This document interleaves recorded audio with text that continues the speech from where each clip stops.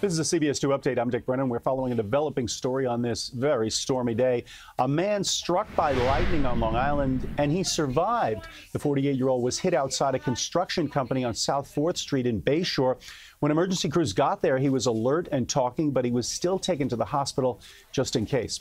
And today's storms left many places flooded. In New Jersey, we saw cars stuck in 2 to 3 feet of water. Some drivers ignored police barricades blocking flooded roadways. In Hackensack, Hudson Street was completely underwater. In Hoboken, strong winds pushed 2 boats into rocks at the Hoboken Cove. And here in Manhattan, cars slowly made their way through a heavily flooded 65th Street crossing in Central Park. And now here's John Elliott with a look at your forecast. Hi, everybody. Worst of the week weather-wise today. I mean, the worst of it was this morning. Slight improvement this afternoon, 60 the anticipated high, which is seasonal, but you're not going to feel like it because the wind is still going to be an issue. That wind also contributing to continued risk. All of that rain, over 3 inches of rain, and you've got that wind blowing, so we're mindful of some vulnerable trees. Yeah, it's still a challenge, but it is marginally better. Spot shower tomorrow with a chilly high of 50. Pick of the week's going to be Wednesday. Thanks very much. Well, a major gun bust in Queens. Police say a tip led them to 23 handguns and 45 rifles, including shotguns and assault rifles. Also discovered over 50 rounds of ammunition and dozens of high-capacity magazines. Police found the weapons inside the basement of a home in Oakland Gardens overnight Sunday.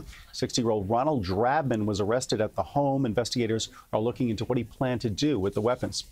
A fast-moving house fire killed 2 women this morning in Queens. Firefighters arrived at the scene in Far Rockaway around 4 a.m. with the fire already spreading to the second floor. Fire chief says strong winds made the fire extremely difficult to put out.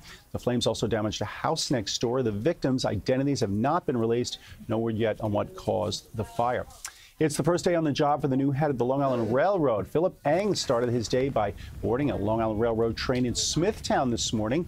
Eng, a Long Island native who served as chief operating officer of the MTA and as acting president of New York City Transit, says the Long Island Railroad has to change. He says visibility of leadership with riders and communication is important. That's an area where our folks need that communication. They can then make a decision and they can better understand the situation, whether it's a 5-minute delay or something lengthy like we had in the month of March.